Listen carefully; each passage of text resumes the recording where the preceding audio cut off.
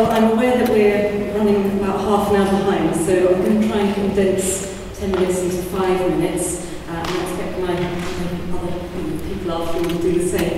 A little spoiler at the beginning and an apology. I ran through this presentation with my 17-year-old daughter last evening, and she said it was possibly the most dull and depressing she had ever witnessed. And I've met her chemistry teacher, so I think I've excelled her.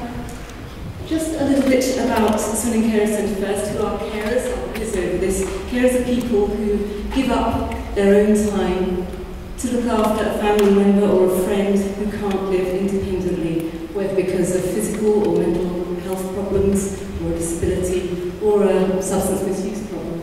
And I think the important thing about carers is they do it for love, not for money.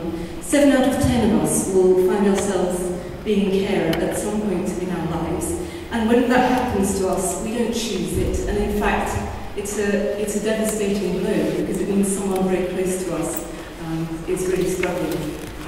And not only is that worrying for us, but then we also have to put our lives on hold.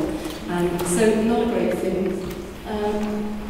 And so what Swindon Carers Centre do? Well, as I say, carers who find themselves in that position, one, that their physical and mental well-being often deteriorates as they're having to constantly put someone else first, often for very little recognition by that person they're trying so hard to help. And often they suffer financially as well, because they might have to give up daily work and at the same time cope with adapting their house or whatever else. And they often suffer from social isolation as well, because suddenly they're not getting that little kudos from being at work every day, they're not getting social interaction with their friends, and even if they are keeping some friendships going, there are probably lots of things that are going on in their lives that they find very difficult to talk about with their friends. So Swindon Carers Centre works with teams. We assess people's needs quite in depth when they first come to us, and try and work out a very personalised plan based on the outcomes that we're trying to deliver for that person to make their lives easier. We also have a relief care service, which is a domiciliary-based service with care workers who can go in and step into the shoes of family carers so that they can take a break. Now, a bit about our current situation. This year we're about £1 million turnover organisation, but this year we've had a boost from Cabinet Office funding, actually, that you just heard talked about, through a transitions project to help us shift and increase volunteering, increase fundraising for us, and make ourselves more commercially viable as an organisation. But with that funding dropping out of the equation and some other pots of money that are again coming to their end, and with cuts, we've already had some cuts in our local Swindon Borough Council funding, and we've had more this year, and we're expecting more probably next year. So next year will probably be a £650,000 organisation. That's a 35% downsizing, which happens pretty much overnight on the 31st of March, which is quite something to try and manage. We're trying to do fundraising, of course, but there again, so is every other voluntary sector organisation out there, and the pots of money are getting harder and harder to attract. Meanwhile, as Gavin was saying, levels of demand are going up. As we're saying, people are living longer, but with often quite serious health impacts on their lives. And also, a lot of the carers that come to us have increasingly complex situations. People with dual diagnoses, with health and mental health problems, and perhaps looking after an older relative and a partner at the same time. So we need to deliver more, but we have less money. So we hope that volunteering is the answer, and that's what we've been trying to develop really with this transition funding. We've been working on this for about, getting on for a year now. Now we have some issues when we're trying to work with volunteers. One is we need to keep the quality of the services we provide just as good, whether it's paid staff or volunteers delivering them. We're working with very vulnerable people, and the skill set that we're looking for to do that work is quite advanced. We need people to have very good listening skills, emotional intelligence.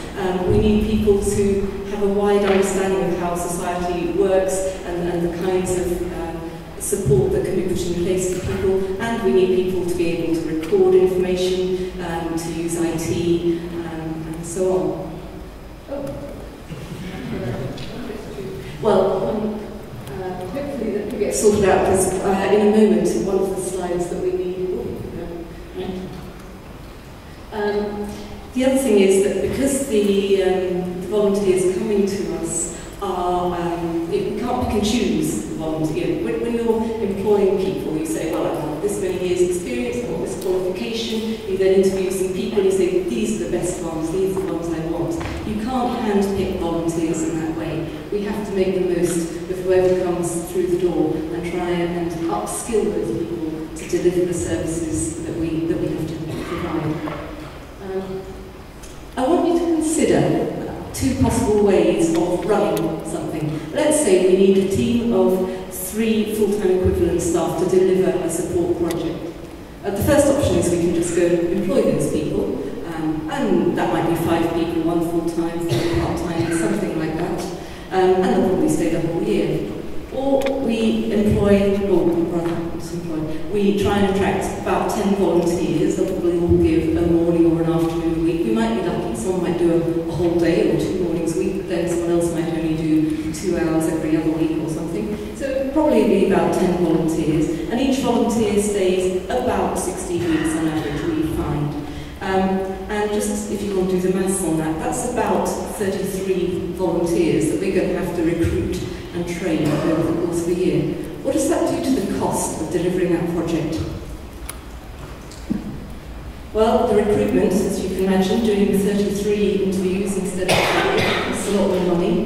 The induction, taking 33 people who have a very limited skill set initially and taking up the same level as 5 members of staff that we have handpicked. There's a significant difference in the cost of doing that. Similarly, with the line management, trying to keep performance levels good, trying to make sure staff stay on top of new processes. The peer supervision requirements, helping people to cope with difficult situations that they might encounter and cope emotionally with the sort of work that they're having to do with helping carers. All of these things add a lot to the management cost of the project. And so if we skip down to the total management costs, we've got 4,000 for paid staff, 19,000 for volunteers. When we get onto the actual staffing costs, obviously there's some savings to be made. We do ensure that volunteers aren't out of pocket for their volunteering, so we've got the travel costs in there. The overall savings, you might have thought that, it'd be a tenth of the cost, I don't know, to have volunteers, but it's not, it's a quarter of the cost if you replace that team of 3 full-time equivalents with volunteers. And the other thing that I'd like you to bear in mind is that the overheads that go with that don't really change. We still need so many desks, so many computers, so many telephones, so the actual overhead cost of delivering this service is the same. So these are the problems I'd like to leave with you. How on earth do we get this many volunteers through the door? We're finding it a real struggle to just get that free flow. How do you sell to a funder the fact that it's going to take so much more to manage this than it would have done to manage staff? It's difficult for people to get their heads around that. But the real killer is how do we convince people who are wanting to fund voluntary sector organisations that instead of the overhead being maybe, 20% or something, or 30% of the staff costs, no, we're going to need more like 100% of the staff costs, because the staff cost is just that management time. And people are very reticent about funding the overheads. They say, oh no, we'd like to fund the project, but not the overheads. The reality is the project can't happen without the overheads, without the electric bill, without the telephones, without the rental rates. So that's the real problem. Well, I don't know if I quite did 5 minutes, and I hope it wasn't quite as boring as my initial thought. Thank you very much.